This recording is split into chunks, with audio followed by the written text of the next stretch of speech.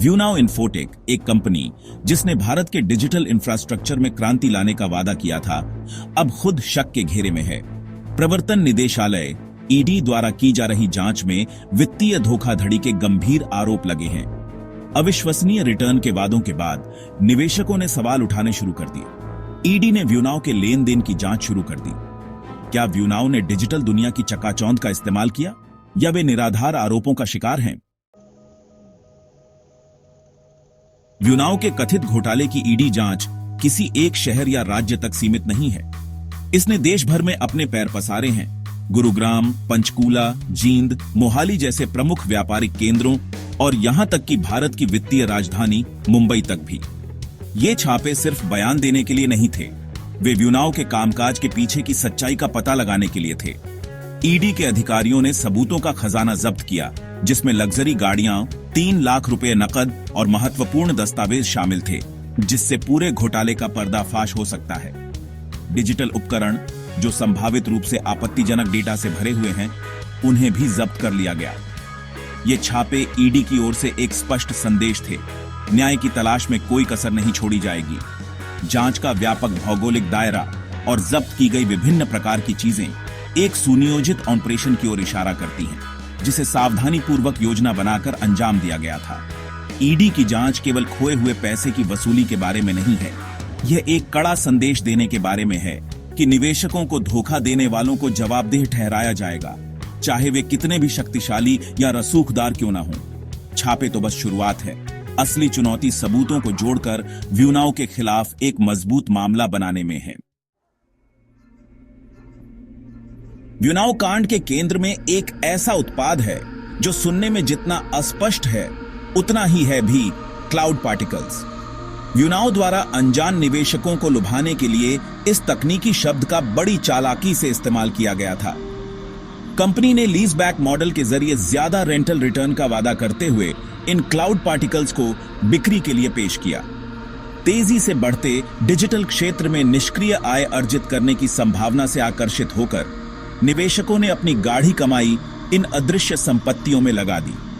व्यूनाव ने बड़ी सावधानी से तैयार की गई कहानी में दावा किया कि ये क्लाउड पार्टिकल्स उनके विशाल डेटा सेंटर इंफ्रास्ट्रक्चर के अंशों का प्रतिनिधित्व करते हैं।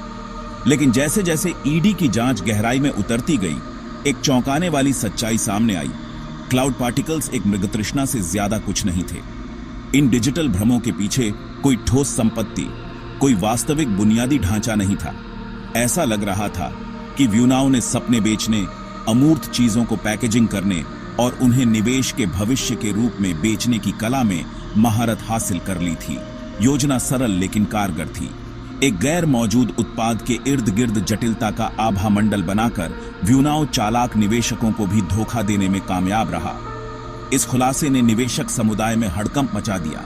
साथ ही यह भी सामने आया कि जटिल वित्तीय उत्पादों के इस युग में सबसे अनुभवी लोग भी कितने असुरक्षित हैं।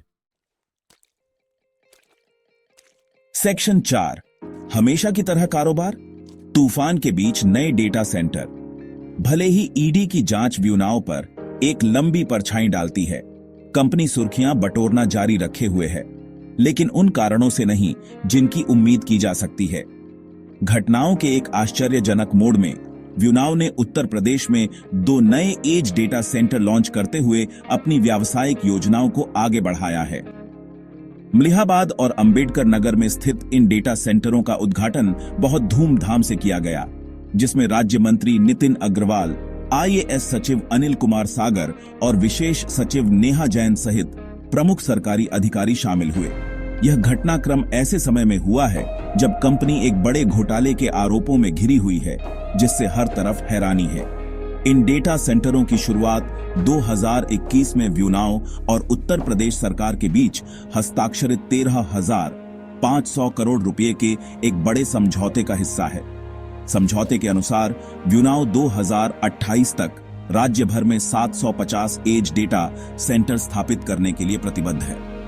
जहां व्यूनाव का कहना है कि ये परियोजनाएं उत्तर प्रदेश के डिजिटल इंफ्रास्ट्रक्चर को सशक्त बनाने की उनकी प्रतिबद्धता का प्रमाण है, वहीं आलोचक इसे अराजकता के बीच सामान्य स्थिति की छवि पेश करने का एक हताशापूर्ण प्रयास मानते हैं। सेक्शन 5, व्यूनाव और उसके निवेशकों का अनिश्चित भविष्य। ईडी व्यूनाव मामले की जटिलताओं को उजागर कर रहा है। कंपनी का भविष्य अधर में है। यह स्टार्टअप अब अस्तित्व के संकट का सामना कर रहा है। करोड़ों के घोटाले के आरोपों ने व्यूनाव की प्रतिष्ठा को धूमिल कर दिया है। नए निवेशक आकर्षित करना मुश्किल हो गया है। निवेशक अब अपनी गाढ़ी कमाई गंवाने की आशंका से घिरे हैं। ईडी ने धोखाधड़ी की रकम की वसूली का आश्वासन दिया है। न्याय की राह लंबी और कठिन है। निवेशकों को उनका पैसा वापस मिलेगा या नहीं, यह देखना बाकी है।